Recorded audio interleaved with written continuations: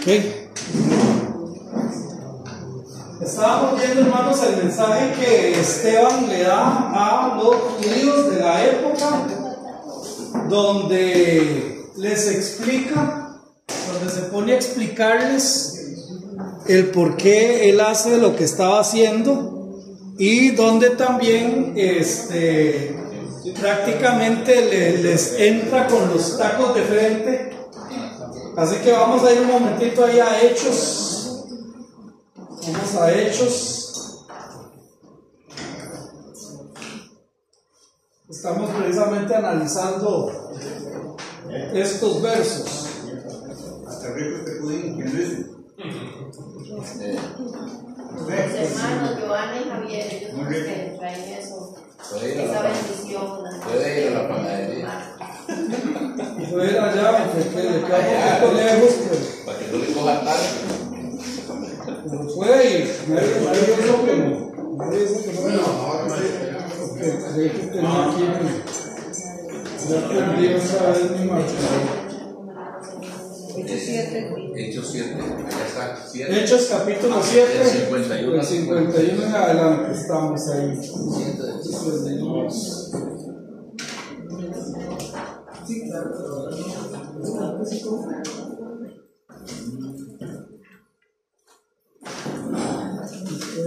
Un segundo para sacarme.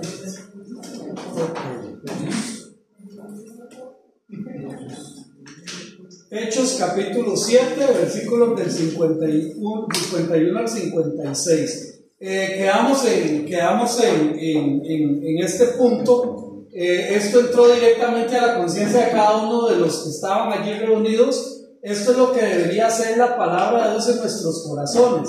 Dice Hechos 4:12, porque la palabra de Dios, Hebreos 4:12, porque la palabra de Dios es viva y eficaz y más cortante que toda espada de dos filos, y penetra hasta partir el alma y el espíritu, las coyunturas y los tuétanos, y discierne los pensamientos y las intenciones del corazón. Hay una versión parafraseada. Estas versiones parafraseadas es simple y sencillamente que alguien las toma y trata de con palabras un poco más sencillas, pero sin perder la esencia, ¿verdad? Dice: en efecto, la palabra de Dios es viva y eficaz y más incisiva que toda espada de dos filos, y penetrante hasta la división del alma y el espíritu, de coyunturas y médulas, y es juez de sentimientos y pensamientos del corazón. La palabra de Dios debería de causar este efecto en cada uno de nosotros cuando somos expuestos a la palabra de Dios. ¿Quién me quiere leer el versículo 52, por favor? Hechos 7:52. Dice así: ¿a cuál de los profetas no persiguieron vuestros padres y mataron a los que anunciaron de antemano la venida del justo, de que vosotros ahora habéis sido entregadores y matadores? Ok, entonces ahí empieza y les hace una pregunta: ¿a cuál de los profetas no persiguieron vuestros padres? Y realmente a todos. Esta acusación no les pareció desconocida, ya que Jesús mismo lo había señalado, se los había señalado. ¿En dónde? En Lucas capítulo 11, versículo 47. ¿Alguien me puede ayudar con esa lectura? Y Mateo 23, 29 al 37, para ver cómo Jesús precisamente les señala a ellos. Cuando hablamos de ellos, estamos hablando del pueblo judío, ¿verdad? Les señala precisamente esto. Hechos capítulo 11, que lo tenga, lo puede leer. Lucas. Lucas, perdón. Hay de vosotros que edificáis los sepulcros de los profetas a quienes mataron vuestros padres. Que es el que edificáis los sepulcros de los profetas a quienes mataron vuestros padres. Y en Mateo capítulo 23. Hay de vosotros, 23 años. Sí, del 29 al 37. Hay de vosotros, escribas y fariseos hipócritas, porque edificáis los sepulcros de los profetas y adornáis los monumentos de los justos. Y decís: si hubiésemos vivido en los días cómplices en la sangre de los profetas. Así que dais testimonio contra vosotros mismos, de que sois hijos de aquellos que mataron a los profetas. Vosotros también llenad la medida de vuestros padres. Serpientes, generación de víboras, ¿cómo escaparéis de la condenación del infierno? Por tanto, he aquí, yo os envío profetas y sabios y escribas, y de ellos a unos mataréis y crucificaréis, y a otros azotaréis en vuestras sinagogas, y perseguiréis de ciudad en ciudad, para que venga sobre vosotros toda la sangre justa que se ha derramado sobre la tierra, desde la sangre de Abel el justo hasta la sangre de Zacarías, hijo de Berequías, a quien mataste entre el templo y el altar. De cierto os digo que todo esto vendrá sobre esta generación. Entonces aquí vemos que Jesús realmente, hermanos, perdón, hermanita, le quité el clave, más bien el 37. Jerusalén, Jerusalén, que matas a los profetas y apedreas a los que te son enviados. ¿Cuántas veces quise juntar a tus hijos como la gallina junta a sus polluelos debajo de las alas, y no quisiste?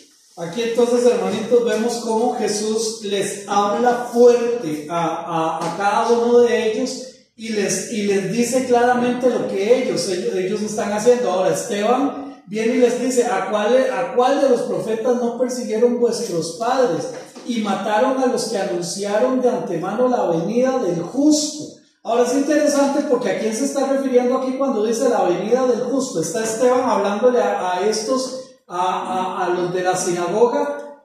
Se está refiriendo a Jesús mismo cuando habla del justo.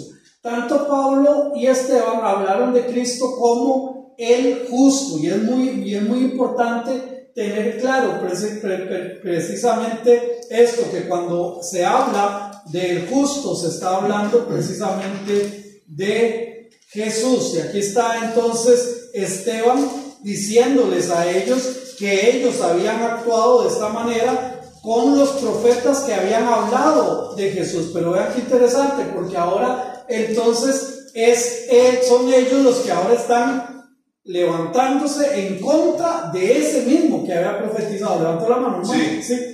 Bueno, consulta, pastor. Ok.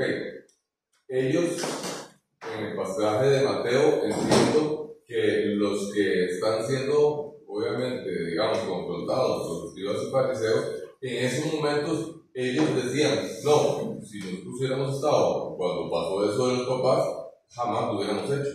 O sea, allá ellos, porque entonces en esos momentos ellos estaban reconociendo que en ese momento actuaron mal y que lo que pasó, digamos, bueno, ¿por qué el cambio, digamos? El cambio de ellos. Sí, de ellos. ¿Por qué en el momento en que está el profeta no lo reconocen y por qué lo reconocen después? Bueno, hermano, porque es más fácil analizar cualquier cosa con el periódico de ayer, porque ya pasó.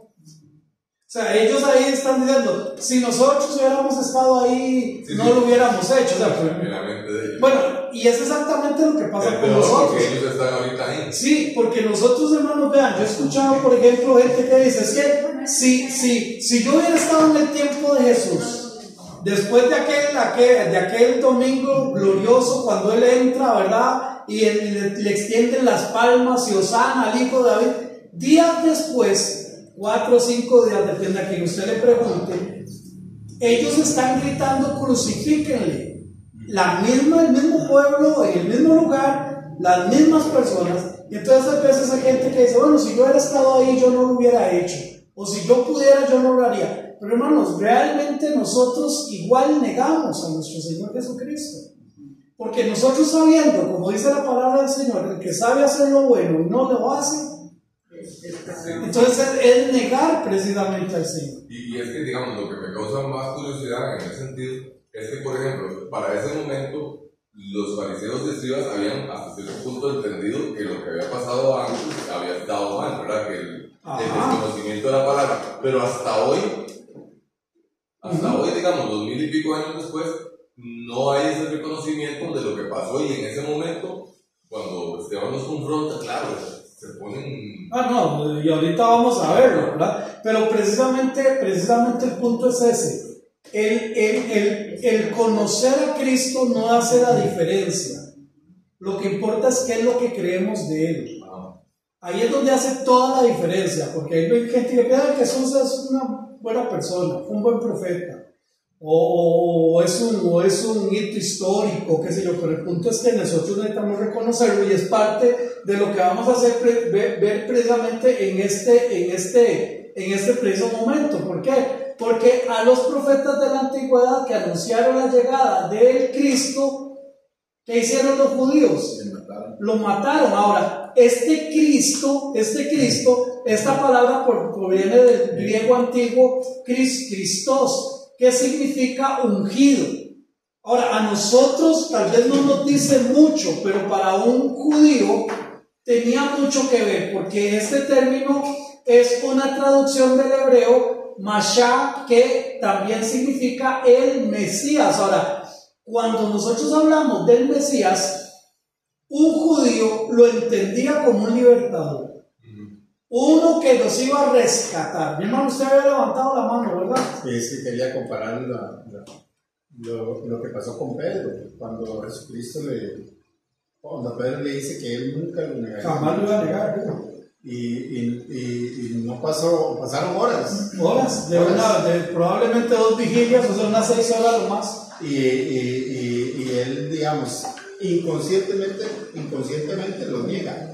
Cuando él se da cuenta de lo que está haciendo es cuando oye el gallo cantar, que es lo que le dice. Que es lo que el Señor le había dicho. Exactamente, entonces. Sí, por eso, o sea, desde aquí, desde la teoría nosotros podemos decir, no, yo amo al Señor Jesús con todo mi corazón y Él es para mí lo máximo. Bueno, ¿qué pasaría si mañana hubiera una ley que el que confiese eso le van a cortar la cabeza?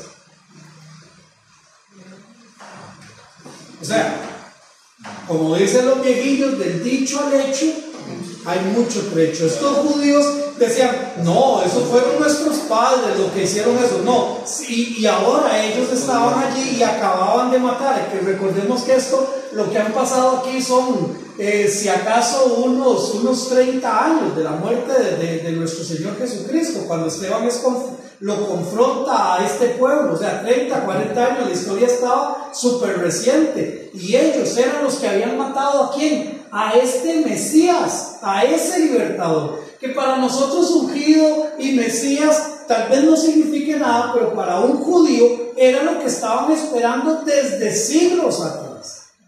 Y Esteban los confronta y les dice, ustedes lo hicieron, ustedes lo mataron. Es interesante pensar que en el evento que cambió la historia de este mundo, relacionado directamente con los judíos, la reacción de ellos fue el rechazo. Juan capítulo 1, versículo 11, dice, a lo suyo vino y los suyos no le recibieron. Y aquí no hay un problema gramatical, ni mucho menos. Cuando dice a lo suyo vino, es porque Él vino a este mundo es de Él. Él lo hizo, Él lo formó, Él lo sostiene, Él lo dirige, y es lo que estamos viendo precisamente. Dios cumple la liberación de la misma historia. Y sin embargo, cuando dice a lo suyo vino y los suyos, el pueblo de Israel, no lo recibieron, lo rechazaron. Y aquí hay una analogía o una forma de verlo muy interesante. De quien vosotros ahora habéis sido entregadores y matadores. O sea, ustedes lo entregaron y ustedes lo mataron. Y si nosotros lo podemos ver desde este punto de vista, los judíos entregaron a un juez injusto, a Pilatos, el juez justo de toda la humanidad y del universo, a Jesucristo. Eso fue lo que ellos hicieron. Al juez justo lo entregaron en manos de un juez injusto. Realmente eso fue lo que hicieron. Pero vean lo que les ha costado. Está bien. Hasta la fecha. Esto los hace ser actores intelectuales del asesinato de nuestro amado Señor.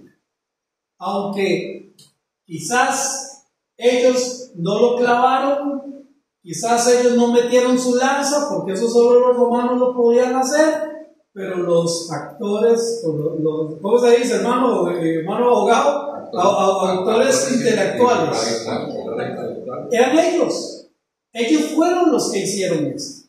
O Sí, Dice hermano. que para tener éxito hay que hablar como un abogado, entre otras cosas. No sé yo. El cálculo de un ingeniero. El cálculo de un ingeniero. Los abogados no son abogados. Ahora, vean cómo sigue Esteban entrando en la conciencia, en el corazón de ellos. Vosotros que recibisteis la ley por disposición de ¿qué? De ángeles. Se habíamos quedado aquí, ¿recuerdan? Porque ¿por qué de ángeles? Si había sido Dios mismo. Pero vean qué interesante. Todos sabemos que la ley la dio directamente Dios a los judíos. Nadie encontró la respuesta, ¿sí? Sí, cierto. ¿Por qué dice que recibieron la ley por disposición de ángeles? Si fue Dios quien la dio. Entonces, la explicación es la siguiente. Todos sabemos que la ley la dio directamente Dios a los judíos.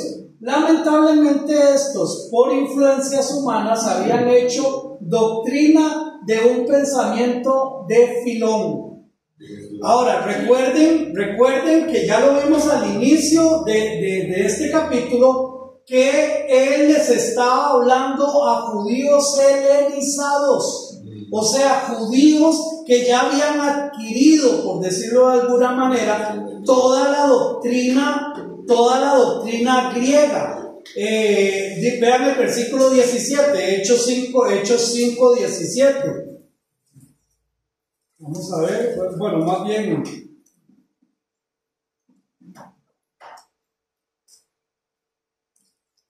Hechos 7:58 dice ahí arriba. Sí, ese es el versículo que estamos analizando ahorita.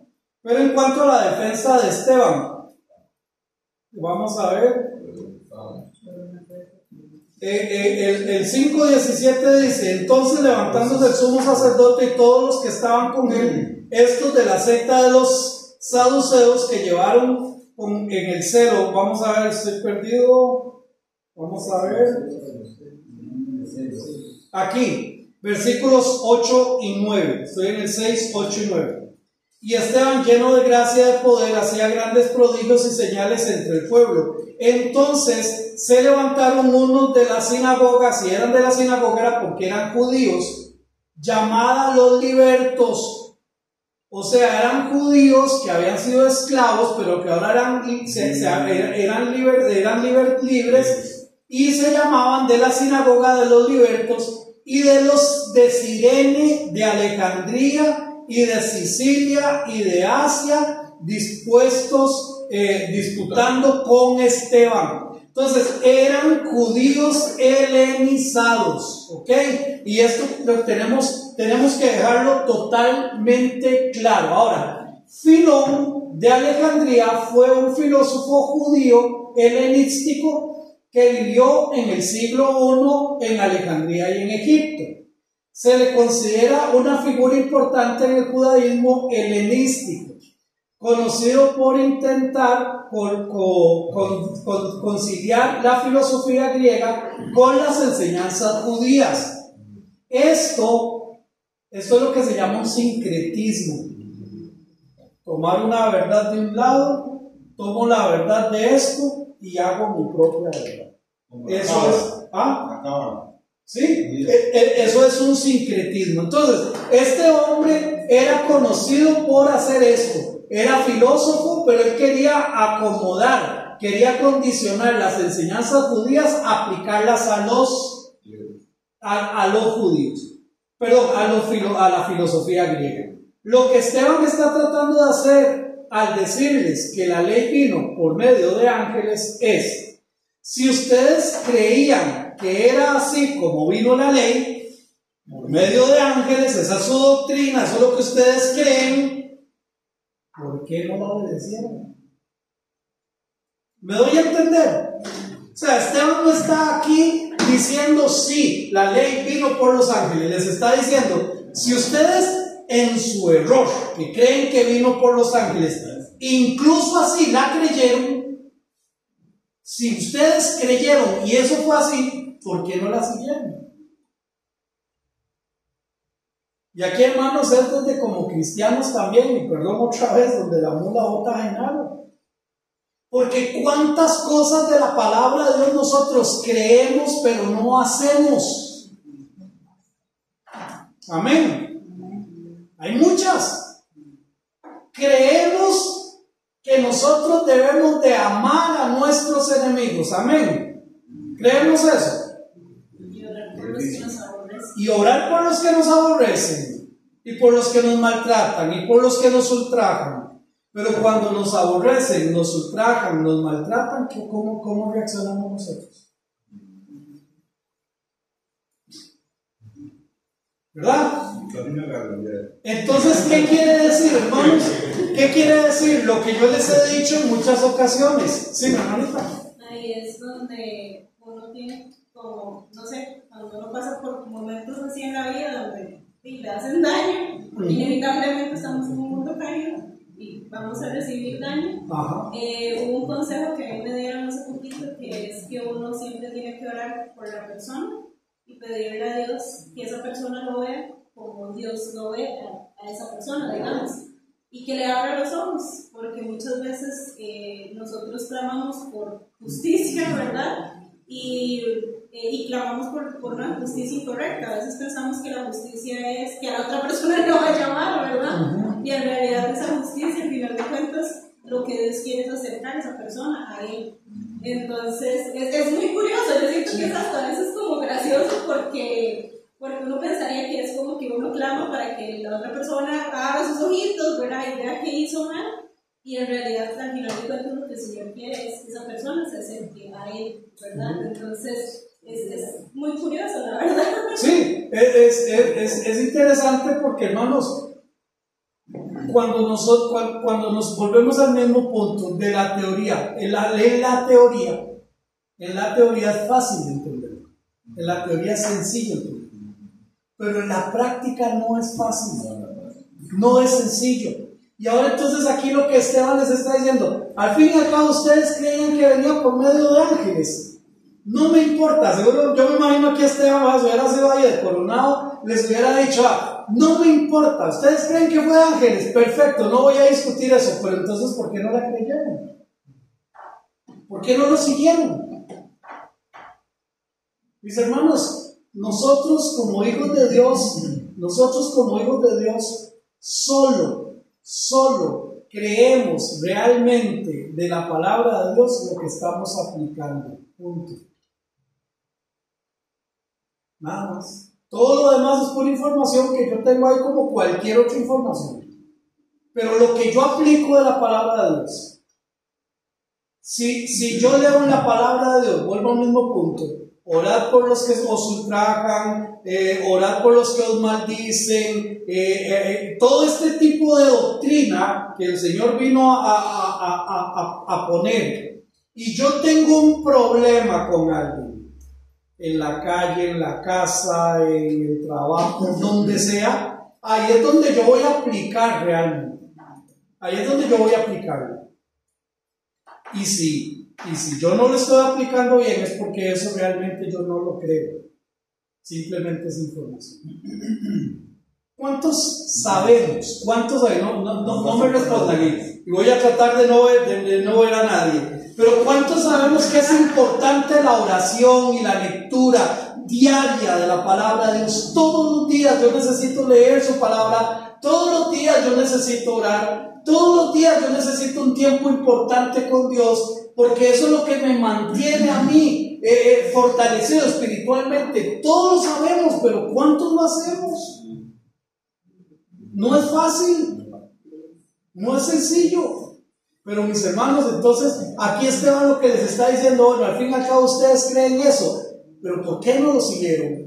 Y no la guardasteis. En otras palabras, Esteban les está diciendo, si ustedes enseñan que la ley vino por medio de ángeles, pero no la han guardado, esto es otra lección o otra gran lección que podemos estar discutiendo sobre la palabra de Dios en aspectos que no tienen tanta relevancia, y nos estamos olvidando de que lo importante no es conocer la palabra de Dios, sino obedecer la palabra de Dios. Y hermanos, en esto yo creo, y es algo que nosotros como iglesia, aquí ya me refiero un poquito a nuestra denominación, como iglesia bautista, a veces nos sentimos muy valientes, muy valerosos, muy esforzados, porque conocemos la palabra de Dios. Y sí es cierto. Y podemos dar una disertación con alguien, explicarle, no, usted está interpretando mal este versículo por esto, y esto, y qué rico hacerlo, y qué bueno hacerlo, y gloria a Dios por esto, pero realmente estamos obedeciendo la palabra de Dios. Cuando este misionero decía que los cristianos allá, ¿cuál era la percepción que tenían de los cristianos? Que eran tomadores, mujeriegos, adúlteros, borrachos. ¿A dónde van? En todos los tan, todos los de tan, Taquistán y Cafitán. Ok, el punto, hermanos, aquí, el punto lo que quiero decirles, ¿por qué pasa eso? ¿Por qué sucede que en nuestra sociedad hoy, acá en Costa Rica, y nos vamos más en Cartago, aquí en Cartago? ¿Por qué en Cartago cuando nosotros salimos a evangelizar, en algunas ocasiones nos topamos gente que nos dice, cristiano, yo no quiero ser cristiano? ¿Por qué? Por el testimonio humano. Porque no se obedece la palabra de Dios. Se conoce, pero no se obedece. La diferencia la hace esta simple palabra: obedece. Por eso es que alguien dijo, hace mucho tiempo lo escuché, el cristiano no necesita conocer más la palabra de Dios. El cristiano lo que necesita es obedecer lo que ya conoce. Obedecer lo que ya conoce. Pasa que a la gente tampoco le gusta obedecer. No es fácil, porque eso habla de sumisión, habla de mi ego, mi yo y el suelo. Por eso Juan lo decía ya en el capítulo 3, cuando decía Juan el Bautista, porque es necesario que yo mengüe para que tú crezcas, le decía Jesús. Y es exactamente lo que tiene que pasar con nosotros. Doblegar nuestro pensamiento, doblegar nuestro orgullo, doblegar nuestra vanidad, doblegar todo, para que sea Él entonces el que salga, para que sea Él el que sobresalga. Y es lo que Él les está aquí reclamando. Y veamos, hermanos, que ese reclamo no fue algo sencillo ni fácil de digerir para estos judíos, los de Sanedrín. Pastor, antes de que te pase a esta termina, para meter un poquito más a lo que usted dijo, todos conocemos el Salmo 23, lo sabemos de memoria, pero solamente quiero abordar la primera frase que dice: Jehová es mi pastor y nada me faltará. Todos conocemos esa frase, todos así, pero pongámosla en acción. Si Jehová es mi pastor, ¿en dónde va Él? ¿Adelante o atrás? ¿En dónde va? ¿En dónde estoy yo? Sí, pero si yo digo que Jehová es mi pastor, lógicamente Él tiene que ir adelante y yo atrás. Entonces, Él es mi pastor, ¿qué lugar es el mío? El de una oveja, ¿verdad? Pero cuando se vienen las situaciones, como mencionaba ahora Danielita, cuando se vienen las situaciones que se nos van a venir a todos, es parte de la vida. Cuando nosotros reaccionamos de una mala manera ante una situación, ya muchos dicen, se le cayó la Biblia, entonces yo le digo al Señor, no, Señor, voy adelante yo y venite vos para atrás. Entonces yo soy el pastor y Él es la oveja. Entonces, si yo quiero decir que el bien y la misericordia me van a seguir todos los días de mi vida, yo tengo que plantarme, y en todos los ámbitos de mi vida yo tengo que decir de que Él es mi pastor, de que yo me voy a sujetar, porque no hay un animal más manso en la naturaleza que una oveja.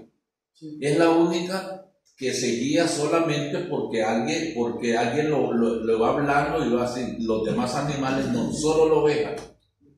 Entonces, ¿en qué situaciones nosotros actuamos como una oveja y cuando no? Usted le pone muy bonito cuando dice que son Yo digo que es el animal más tontito.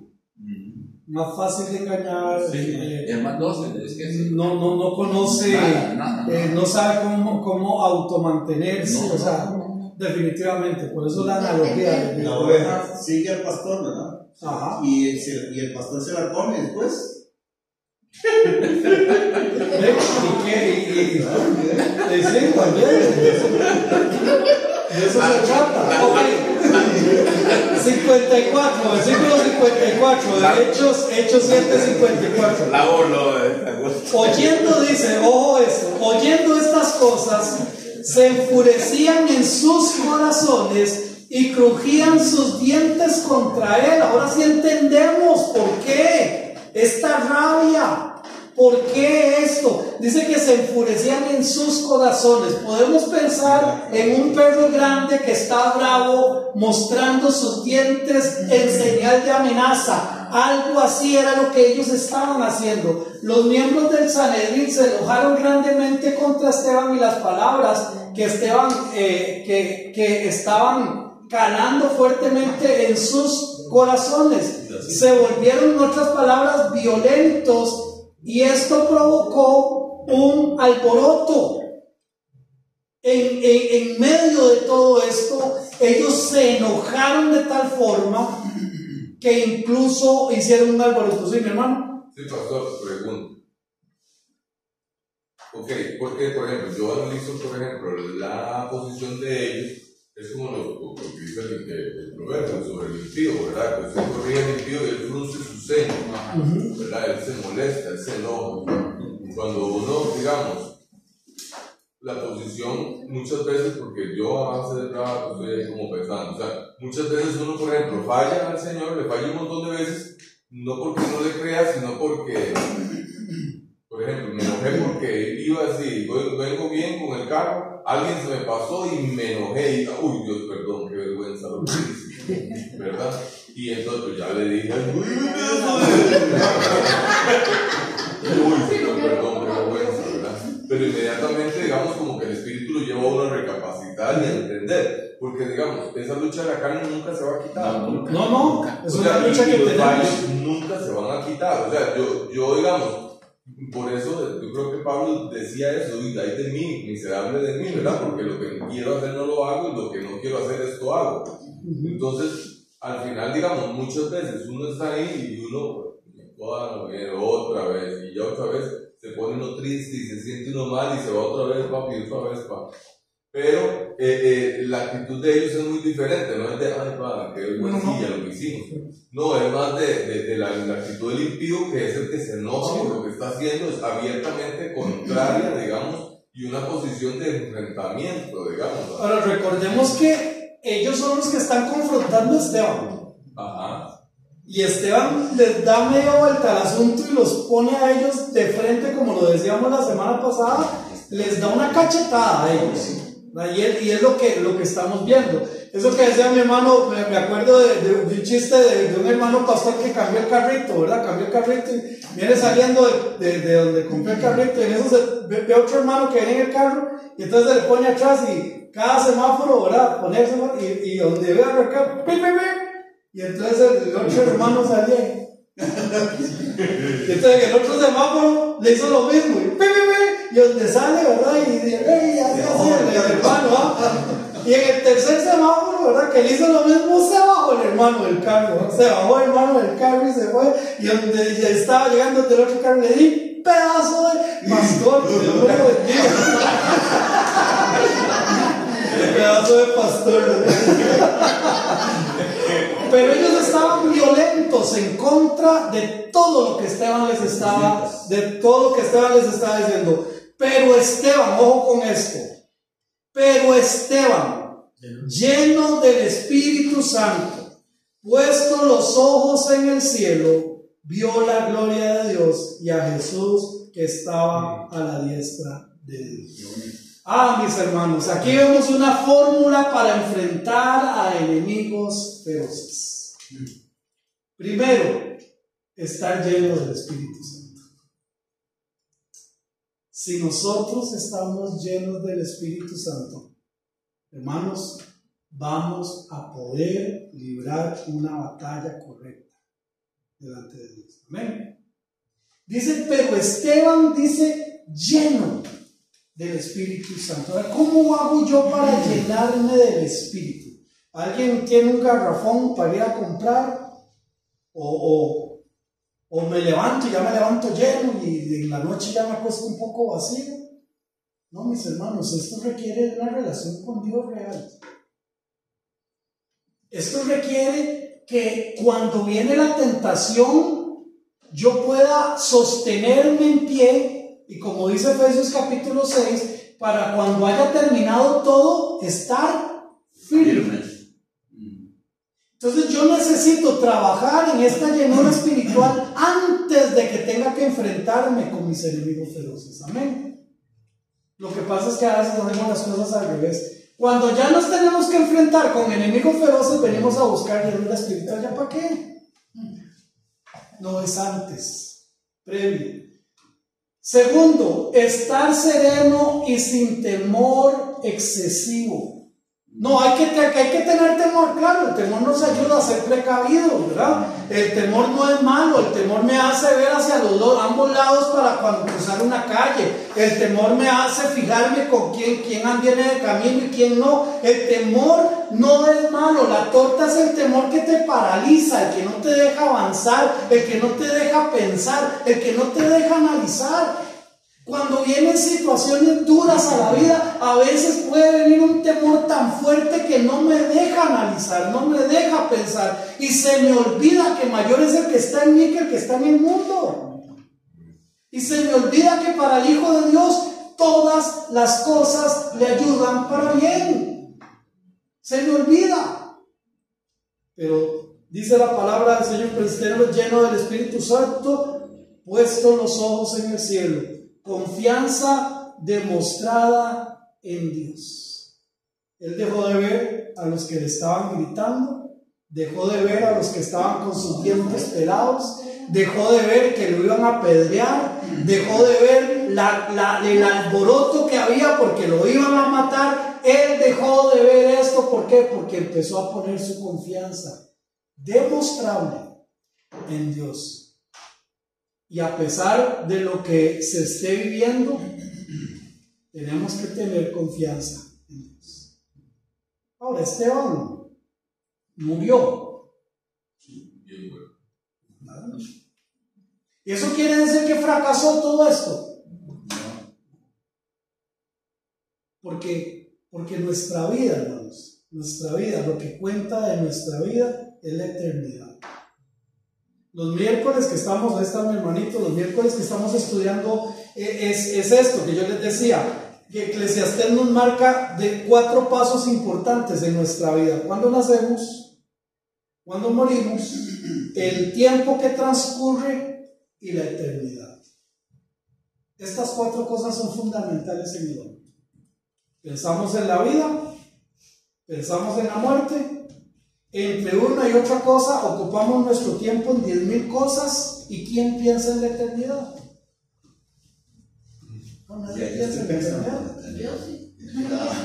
Entonces, Jesucristo vino y afectó precisamente eso, nuestra eternidad. Fue lo que Él vino a darnos vida. ¿Y vida qué? Vida eterna. Él vino a eso. ¿Sí, mi hermano? Pastor, bueno, yo he entendido, o yo lo he creído, o así lo he considerado, que digamos que la eternidad del hombre, cuando encuentra a Cristo, empieza desde el momento en que conoce a Cristo. Bueno, la eternidad con Él, pero si no conoce a Cristo, va a ir una eternidad sin Él. Entonces, eternidad va a tener. Empezamos aquí, sí, es cierto. Ajá, sí, porque por ejemplo, estamos viviendo. Digamos, sí, la eternidad, digamos, sí. Para por lo menos, digamos, lo que yo he entendido, lo que yo considero es eso, ¿verdad? Que al final, en el momento que yo conozco a Cristo, mi eternidad ya empezó. Sí, porque nosotros, nuestros ojos cerrados en este mundo y estando con el Señor. Por lo tanto, es un paso. Y viéndolo así, la muerte no debería causarnos problema, angustia. Ay, que no. Cuando nos toque, nos toque. Eso dice María. Lo segundo que Él hizo fue, ojo con esto, poner los ojos en la habitación de Dios. ¿Dónde dice que puso sus ojos? En la habitación. puestos los ojos en el cielo, la habitación de Dios. Si realmente queremos ver la mano de Dios en medio de las dificultades, tenemos que estar atentos a nuestro Dios. Amén. No a las circunstancias, no, puestos los ojos en Dios. Pero es que aquí se está revolviendo todo, puestos los ojos en Dios. Cuando hay muerte en algunas familias que no tienen este concepto, y hablo con alguna persona que es cristiana, yo le digo, usted tiene que estar en estos momentos conectado totalmente con Dios, porque todos los demás tienen la cabeza en 10,000 cosas menos de lo que realmente hay que hacer. ¿Sí, mi hermano? Uno de los directores de ahí de Marieles que salió el domingo en moto a darse una vuelta y le cayó un árbol y lo mató. ¿Sí? ¿Cómo es? Hace el mangazo del pobrecito que vehículo. Qué increíble. Y el otro muchacho de 22 años. Ahí va a ir tranquilo, despacio porque había presa. Y el bus ese. No he visto esa, o sea, sí sé que mataron varias personas en ese accidente, pero ese dijo a la vicealcaldesa de. Qué duro. Entonces, mis hermanos, poner los ojos en la habitación de Dios. Las circunstancias no nos deberían nublar para no ver a Dios actuando. Sí, tengo el mundo encima, sí, me está pasando esto, sí, me pasó esto otro, estoy viviendo esta circunstancia, pero mis ojos están en Dios. Estoy allí, estoy concentrado, estoy viendo las cosas tal y como Dios quiere que las veamos. Mis hermanos, y esto es sumamente importante. ¿Por qué razón? Porque nuestras circunstancias muchas veces es a lo que le ponemos atención.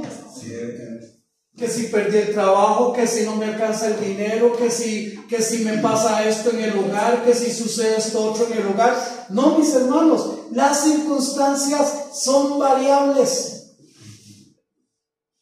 Son variables, pero nosotros no nos debemos de llevar por eso, nublar, que esto no nos nuble. Y tercero, estar atento a lo que está pasando en el cielo. ¿Por qué? Porque dice, pero Esteban, lleno del Espíritu Santo, puesto los ojos en Dios, dice que ¿qué vio? La gloria de Dios. Y a Jesús que estaba a la diestra de Dios. Es que si cualquiera. Claro, por supuesto. ¿Y quién dice que nosotros no vamos a estar en la misma posición cuando estemos con un cáncer terminal? ¿Y quién dice que nosotros no vamos a estar en la misma situación si vamos a un accidente fuertísimo? O sea, yo he visto a hijos de Dios morir con una paz que hasta que se queda uno asustado. Una tía mía murió, ella estaba tenía todo. O sea, ya ella tenía, no le funcionaba el hígado, cáncer estomacal completo con metástasis en todo ¿sabes? Ya era cuestión de que muriera. Recuerdo que mi mamá se quedó con ella, las 3 hermanas se quedaron con ella toda la noche.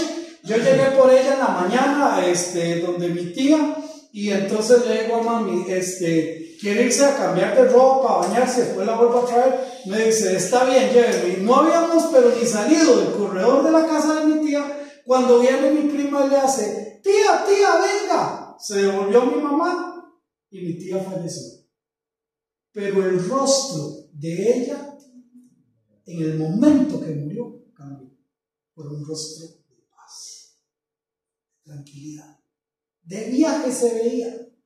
Era increíble cómo su aspecto de persona, hasta con su tez casi verde, demacrada, una persona agonizante. En el momento que su alma, su espíritu volvió a Dios, su cara cambió completamente. Sí, así fue mi tía también. El Señor es así. El Señor es así. Entonces, estar atentos. Dice que vio la gloria de Dios y a Jesús que estaba a la diestra de Dios. Jesús preparando para rescatar a su siervo Esteban. Jesús le sostuvo. No de la forma que probablemente Esteban quería, sino en la forma que Dios sabía que era lo mejor para él. Y lo sostuvo en sus brazos. Qué lindo. Qué cosa más hermosa debe ser eso cuando el Señor dice, ven mi hijo ya. venga, hija, ya es tiempo de que estés conmigo. Yo me pregunto que si salvó, por ejemplo, es que cuando estábamos leyendo eso, yo no sé si fue que el ladrón que estaba a la parte, él mismo lo está poniendo, dice, ¿y por qué a Esteban sí lo apedrearon y el Señor es, o sea, quedé así también? Sí, ¿y cuál es? O sea, ¿cuál es el problema? El problema es lo siguiente, hermanas, el problema es que nosotros creemos que Dios tiene que curarnos, que cuidarnos, que ponernos el pelo macho y a mí ponerme pelo. No. Dios murió por nosotros para darnos vida eterna. Punto. Esta vida está llena de calamidades, de problemas, de situaciones. Es más, se la pongo todavía un poquito, ya le doy la palabra, se la pongo un toquecito más pesada. Exactamente un año después, van a hacer esto mismo, pero con Pedro. Esto mismo, porque esto agradó a la población, les gustó. Mire, apedrearon a Esteban, mire qué bueno. Un año después agarraron a Pedro para hacer exactamente lo mismo. Y Dios lo sacó de la cárcel. Y yo me imagino que Esteban tenía mamá, o primos, o amigos, o hermanos, o hijos, o esposa, no sé. Y un año después, ellos ven con sus propios ojitos cómo sacan a Pedro de la cárcel. Dios, con un acto impresionante, milagroso, lo sacó. Y yo me pongo a pensar, ¿qué habrán pensado ellos? Pero mi sobrino, mi hijo, mi nieto, mi papá. Es que, hermanos, entendamos, esta vida es un paso, nada más. Y me encanta, ya le doy la palabra a mi hermanita, me encanta el adagio chino porque ese adagio me fascina. La vida es un puente, por lo tanto no es sabio construir casa. No es sabio. No, ¿por qué? Porque estamos aquí de un paso a otro. Entonces, hermanas, circunstancias van a pasar, van a venir. Algunos Dios los va a sanar, a otros Dios no los va a sanar. Los libra de un accidente, a otros no los libra de un accidente. Pero es que Él no vino para que estemos bien aquí. Él vino para que estemos nosotros bien con Él, allá en el cielo. ¿Mi hermanita? Sí, que entender, confiar de que todo lo que Dios hace, lo hace con un propósito. Porque la muerte de Esteban llena de miedo a la iglesia. Y ya ellos estaban solamente en Jerusalén y Dios los había mandado a que se fueran. Entonces el miedo lo hace a ellos huir. Entonces era un plan y un propósito de Dios, pero eso es lo que nos cuesta. Claro. El punto aquí medular, mis hermanos, el punto aquí medular es que mientras aquí en la tierra lo estaban matando, Él ve el cielo abierto. Y a Jesús, venga. Aquí está.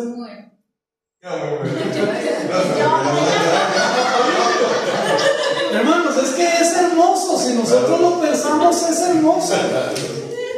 Es hermoso. Yo me pongo a pensar en ese. ¿Cómo será? Una vez me soñé, yo le decía a mi esposa, pero ¿cómo? Yo no sé, les voy a contar, ustedes son mi familia. Yo me soñé que que iba caminando por una calle y me encontré un asaltante, una persona que me iba a asaltar y sacó un arma. Y me acuerdo que yo estaba en el suelo, estaba así, esperando a ver qué iba a hacer, y sacó el arma y me apuntó hacia la cabeza, a una distancia corta. Y yo me puse a pensar, y yo en mi sueño, o sea, ahí donde yo estaba, yo nada más dije, Señor, bueno, si este es el momento, y entonces, yo diciendo eso, y soltó el balazo y yo me fui para atrás y ahí me desperté.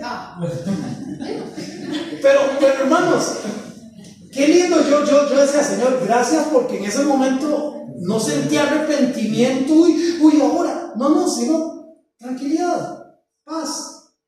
O sea, a mí me pueden decir mañana, tiene un cáncer terminal, paz, tranquilos, me va a doler.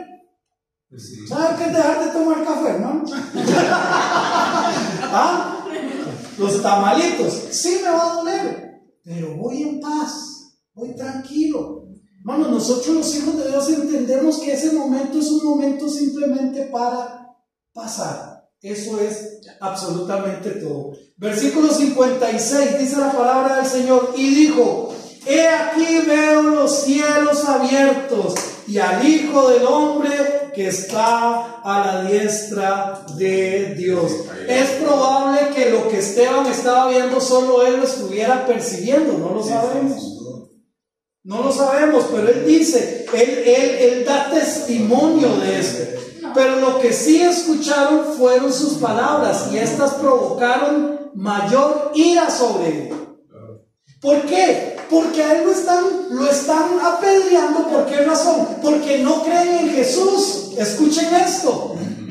Y a Jesús lo mataron. ¿Y cuál fue la mentira que se popularizó con lo del cuerpo de Jesús? La Biblia lo dice. ¿Cuál fue la mentira que fue popular? El cuerpo se lo robaron los discípulos. Ahora, ¿quiénes creen ustedes que más le daban crédito a esta mentira? Y ahora viene este a decir que lo ve en el cielo. Ahora viene este a decir que está sentado a la diestra con más fuerza, hermanos. Sí, porque la blasfemia era decir que él era Dios. Me doy a entender, hermanos, es que cuando uno analiza estos pasajes de esta manera, hermanos, es que es increíble lo que estaba pasando. Para estos judíos Jesús no era otra cosa más que un impostor y un blasfemo, y su muerte en la cruz era más que merecida. Pero para Esteban, Jesús era el Hijo del Hombre que estaba justamente a la diestra del trono de Dios. Ahora, el término Hijo de Hombre es el título que Jesús más utilizó para referirse a él mismo.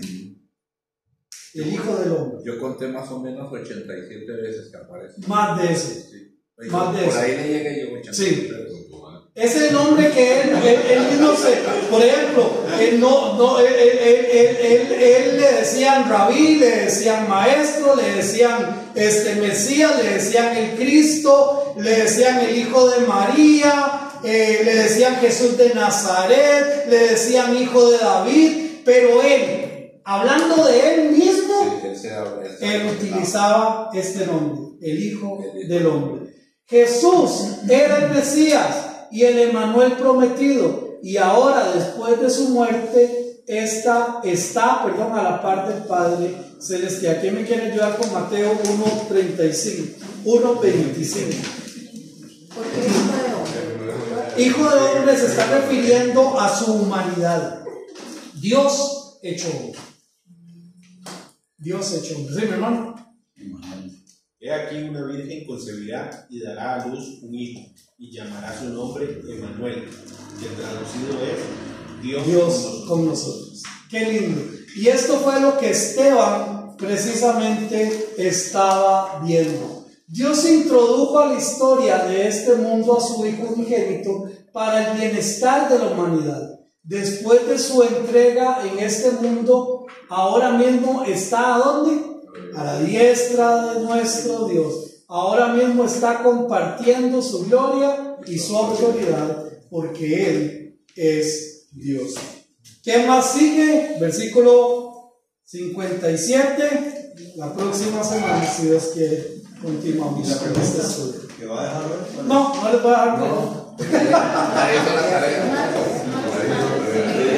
Ok, vamos a recoger los diezmos y ofrendas. Nuestra hermanita Bernardita nos va a ayudar. Recordemos que estamos hablando del Señor de la historia. Toda la historia es la manera y es la manera.